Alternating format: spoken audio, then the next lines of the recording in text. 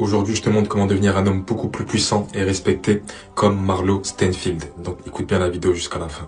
Le premier point, c'est d'avoir cet esprit stoïque. Marlo Stanfield, je l'ai connu pour avoir ce contrôle sur ses émotions et surtout avoir cet esprit stoïque et ce visage neutre. Et c'est ça qui le rend impitoyable, mais surtout redoutable. Disons rien ici. Hop là, excuse-moi. Tu veux jouer avec moi? Je viendrai faire chier comme ça tes potes tous les jours, jusqu'à ce que je récupère ma caméra, t'as bien compris? Tous les jours! Toi et tes potes! On se casse! Donc travaille sur ton sang-froid avant de réagir à n'importe quelle situation stressante, mais surtout apprends à garder ton visage neutre pour surtout pas dévoiler tes intentions. Le deuxième point, c'est de savoir imposer la discipline par l'autorité. Marlo Stanfield, c'est un personnage qui tolère aucune faiblesse dans son organisation.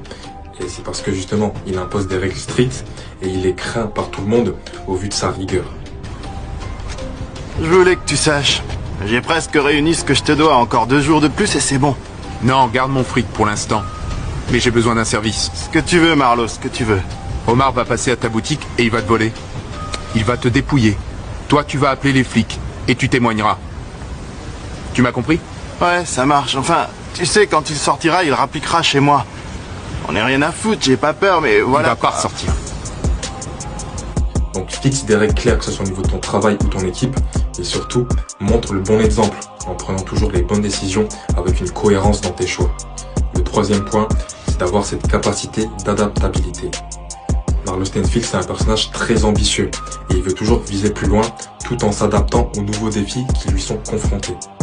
Ils achètent leur dos, Bacho, mais c'est surtout des indépendants morts, Marlo. T'as qu'à nous le dire. Tu crois ça?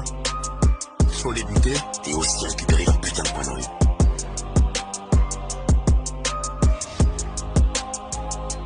Qu'est-ce que je vais foutre d'un coin pourri du côté de Hilltop? Et pourquoi aligner les Maccabées quand personne veut la guerre avec nous? Seulement Lex. Il a buté un des nôtres, il doit tomber. Sois une personne qui se fixe de nouveaux défis en étant très ambitieux, apprends de chaque échec et aie cette capacité à t'adapter très rapidement. Et surtout, vois les obstacles comme un éventuel apprentissage pour évoluer.